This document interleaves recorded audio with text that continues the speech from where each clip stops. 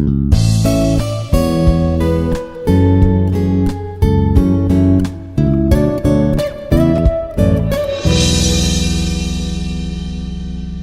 everyone, I'm Bidyutlata Sahoo, working as an assistant professor in the Department of CSE, Artificial Intelligence and Machine Learning at Institute of Aeronautical Engineering, Hyderabad.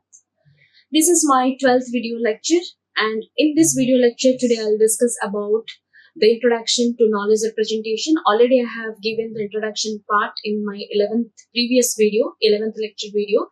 This is the continuation of the 11th lecture video. I hope you all enjoy it. These are the topics to be discussed by today, like what are the types of knowledge, the relation between the knowledge and intelligence, and the AI knowledge cycle. This is the topic learning outcome for this particular topic. After the completion of this topic, students can discuss the importance of the knowledge representation in AI to solve real-world problems. Let me discuss about the type of knowledge. On the screen, the picture is visible. Total, there are 5 types of knowledge. The first one is the declarative knowledge. Second one is the structural knowledge. Third one is the procedural knowledge. Fourth one is the meta-knowledge. And fifth one is the heuristic knowledge. So one by one, regarding all the knowledge I will discuss. Then we will go for what is the difference between the knowledge and intelligence. Then we will understand how the knowledge system or AI knowledge cycle works. So declarative knowledge, which is related to object and the facts about the objects. The structural knowledge, which represents the relationship between the objects and the classes of the concepts. The procedural knowledge, which represents the rules and the procedures. Meta-knowledge, the knowledge about the knowledge or the exploration of the existing knowledge. And the last one is heuristic knowledge, the rule of thumb, which is already known. So let me discuss the first one, the declarative knowledge. So declarative knowledge is also called as the what knowledge. What the knowledge we are going to acquire, or what knowledge the machine is going to receive or perceive. So as the name it implies, declarative knowledge. So all the declarative statement type of knowledge is called as declarative knowledge. So that is why it is called as what knowledge. It is related to a specific domain or it is related to a specific area. So declarative knowledge is to know about something. It is all about the facts, the concepts, help and describe things in simple terms. It is also called as the descriptive knowledge, means it will describe, like I want to describe about the educational institution in the form of a paragraph or in the form of a document. So that could be a descriptive knowledge, and it can be expressed in the declarative sentence like the normal English terms. It is simpler than the procedural language. Procedural language where a certain procedure we used to follow. So we are not following any procedure as we know, as we have the knowledge to describe about a particular area for a particular topic. So likewise we can describe in the form of English statement. Now you can see one example, a medical expert system. So it is an automated system or it is an AI system which stores and declarative knowledge about the disease and symptoms. One of the fact I hope you can see, if a patient has fever and cough, they might have the flu. So these kind of statements are nothing but the declarative knowledge or the descriptive knowledge. So this type of knowledge basically it is given by the domain expert people. So I hope you might have understood what is the meaning of declarative knowledge. It is called as the what knowledge, and it is related to a particular domain in the form of normal English statement. Coming to the second one is structural knowledge. The name it implies structure. It is related to the structure of the knowledge, how things relate.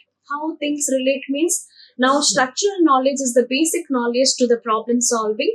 It defines the relationship between different pieces of declarative knowledge. as we describe the declarative knowledge in the form of English statement, now we have to categorize what are the classes in that statement, what are the subclasses, what are the properties or what are the behaviors, how the classes are connected or are related, and how the subclasses are related along with their attribute that can be represented in a particular format or in a particular structure. So organizing the concept in a meaningful framework. So it describes the relationship that exists between the concepts and object. Concepts are nothing but the classes and object. Basically, the structure, using this structural knowledge, the representation of the class and object using some behavior or using some relationship can be maintained. That is why it is called as how things relate knowledge. Coming to the third one, which is called as the procedural knowledge, that means it follows a particular procedure, means it is called as how to knowledge, how to represent the knowledge. So it is also called as imperative knowledge. So procedural knowledge describes how to perform a task or how to perform a process, focusing on the steps or the rules needed to achieve the goal. That means suppose I'll say, what is the procedure to prepare a cake? So gathering of all the ingredients, then we will mix all the ingredients together, then preheat the oven, then put the ingredients into the oven, then bake a cake will be ready. So that would be the procedure to prepare the cake. The similar kind of procedure or the rules are followed to solve a particular problem. So that is why the procedural knowledge is called as how to knowledge, how to represent the knowledge. It is also called as imperative knowledge. It can be directly applied to any task. It includes the rules, strategies, procedures, and agendas to solve a particular problem. And it depends upon the task on which it can be applied. So it's not like the same procedure will be applied for the preparation of all the dishes. Preparation of the cake is different, preparation of the curry is different, so procedures would be different. That depends upon the task where we are applying. So to write a particular program, maybe it will follow one procedure. To write some other complex problem, it may follow some other strategies or procedures. So that depends upon the task on which the rules are applied. So that is why procedural knowledge are called as how to knowledge or how to represent the knowledge, or it is also called as the imperative knowledge. The fourth one is called as the meta knowledge, the knowledge which we have already known from our childhood, but we want to explore that knowledge in depth. That is the meaning of statement is knowledge about the knowledge, that is called as the meta knowledge, which includes the categories, plans, and past learning. It helps an AI system to decide when, how, and why to use certain types of knowledge. And as well as it also allows reasoning about which rules or the strategies to apply in different situations. Basically, overall, I can say the meta knowledge is nothing but the exploration of the existing knowledge. Then the last one is the heuristic knowledge. Heuristic knowledge is nothing but the learning from experience. It is representing the knowledge of some experts in a field of subject. It consists of the rule of thumb, like the Newton's law. Nobody is going to change. So that is a heuristic knowledge. Best practices and experience-based techniques that help AI make efficient decisions when exact solutions are too costly or complex to compute. It is often used in the expert systems, search algorithms, as well as in AI planning. And this type of knowledge helps the AI system to make the decision based upon the past experience using the old techniques to solve new problems. So heuristic knowledge, normally in our AO star algorithm or A star algorithm, we used to use the heuristic search. Why those methods are called as heuristic search? Some existing knowledge or from the past experience knowledge will be shared to solve the problem instead of our traditional method. That is why those knowledge are called as heuristic knowledge. Now let me discuss about what is the relation between the knowledge and intelligence. You can see in this picture, in the middle, one decision maker is there. Here sensing is there. Here knowledge is there. And action is there. Three different components.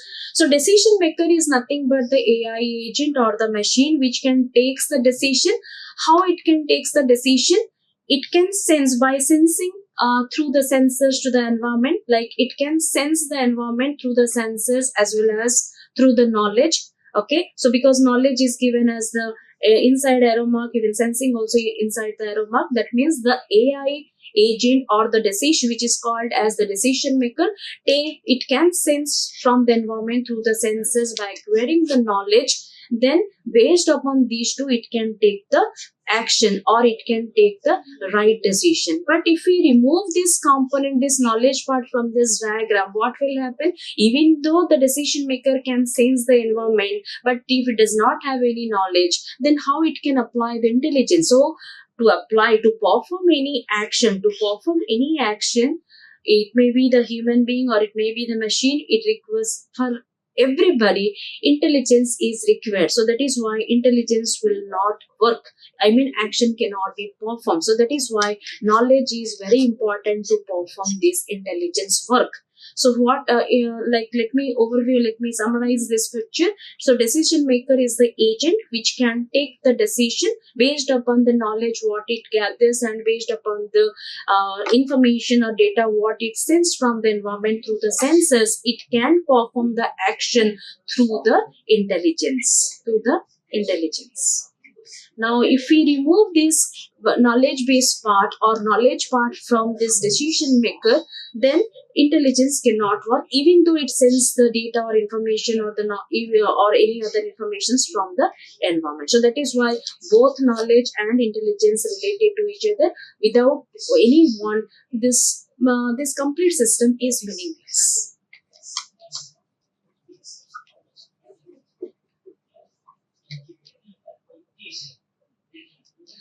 Now let me discuss about the AI knowledge cycle. AI knowledge cycle, this is the pictorial representation of the artificial intelligence knowledge system, how it interacts with the environment and how each component performs their intelligence. That is what I'm going to discuss. Basically, it consists of six important components. One is the perception, second one is the learning, third one is the knowledge representation and reasoning, fourth one is planning and execution. So all the six components are very important and all are related to each other. Without one component, the next component may not work. Now you can observe in this diagram the knowledge representation and reasoning. Both the components are connected with the help of double arrow mark, that means both the components, they work independently, but they are coupled together. Without the knowledge representation, reasoning cannot happen. Even without reasoning, knowledge representation cannot happen. So that is why it is covered with, or it is surrounded with the dotted rectangular symbol. Now let me discuss one by one all the components of this AI knowledge cycle, how the perception component works, what is the responsibility, how the learning component, what is the responsibility of the learning component, then knowledge representation, and so on till the execution of the agent. So as I have discussed, these are the five important concepts, five important components of AI knowledge cycle: perception, learning, knowledge representation and reasoning, planning and execution. Now perception, which is nothing but perceiving of the information from the environment, that is why it is called as input processing. The process, this AI knowledge cycle process starts with the first component, which is nothing but the perception, where the system collects all the raw informations and raw data from the environment, and how the system receives the raw informations or raw data from the environment through the sensors or maybe through the cameras. Like if you take the example of our mobile phone, we can capture the photo. So camera is considered as a sensor here, or it is through that camera it can capture the photo and other input devices. Similarly, this data is used for both learning component as well as knowledge representation component. So perception is the first component in the knowledge cycle, which is responsible to perceive the information from the environment through the sensors, and it will then, that information will be passed to the learning component as well as the next component also. Then the next component is learning. Learning means what it learns.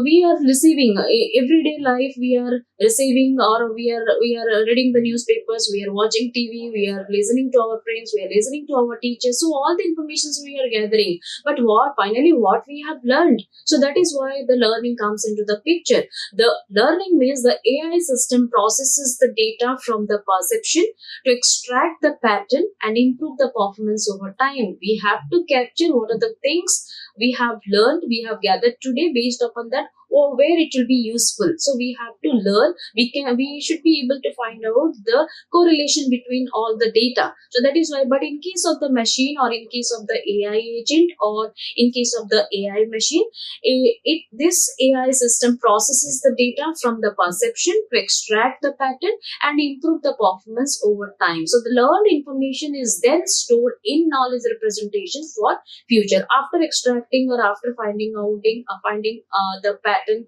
between the knowledge, then it will go for the knowledge representation for the next component. Then the third component, which is called as the knowledge representation, this is the core memory of the system, means storing of the structured knowledge in formats like rules, semantic networks, or ontologies. As I have shown in the diagram, the knowledge representation, this one. So knowledge representation means where the knowledge will be represented in the form of different techniques, maybe proposition logic, or maybe predicate logic, maybe semantic network, or maybe using frames, or maybe using ontologies, or some other different techniques. And it interacts with the reasoning. The next component is the reasoning to derive the conclusion. Reasoning is one of the component in AI system to reason the knowledge which is already represented inside the knowledge representation or knowledge base to derive the valid conclusion. That is why reasoning component works. So next component we'll see what is that. That is the reasoning component, which uses the stored knowledge, where the stored knowledge is stored inside the knowledge base to make the logical decisions and predictions. So this is very important, to make the logical decisions or to infer the valid conclusion from the existing knowledge. That is what the reasoning component does. It helps in problem solving, deduction, and inference. It can solve the problem based upon the knowledge which is stored inside the knowledge base. It can deduce the new knowledge. Even it can infer the valid conclusion from the existing knowledge which is there inside the knowledge base. The fifth component is called as planning. So based upon the knowledge representation and reasoning, then the next component, which is called as the planning, the system formulates a plan of action to achieve the goal. Now reasoning is done, but till now goal has not been achieved. So to achieve the goal, the planning component formulates a plan of action. So that is why this step ensures optimal decision making. And the final one after planning, definitely execution. The final step where the AI performs the action based upon the action plan which was executed in the fifth step. So it could involve the robot moving, or it could involve like a drone delivering a package to the destination, or an AI chatbot also. So like this, all the components, they work together. I hope you might have understood. Let me show the picture once again. So all the 6 components: perception, which perceives information from the environment like the raw facts. After receiving all the raw facts or raw informations through the perception component, then it goes to the learning component as well as the knowledge representation. Learning component learns all the knowledge which is gathered by the perception component and tries to find out or tries to correlate the patterns or tries to improve the performance of the knowledge.